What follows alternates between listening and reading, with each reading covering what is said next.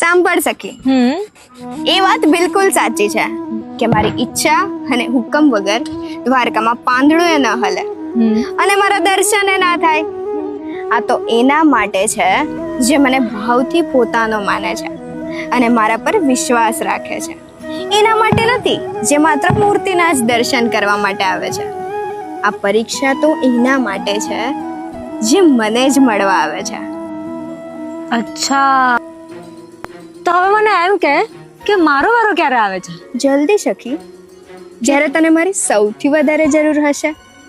એટલે અત્યારે નથી એમ? છે ને, તો પણ હમણાં તો હું સાથે છું ને, ડગલે ને પગલે. દર વખતે તું મને આવી રીતે ફોસલાવે છે. ખબર નહીં તું મને ક્યારે બોલાવીશ દ્વારકા? જોઉં છું ક્યારે બોલાવે છે. જલ્દી સખી. બસ આ જ ઉમ્મીદ પર જીવવાનું છે અમારે સખા. ચલ હવે તને બીજા ઘણા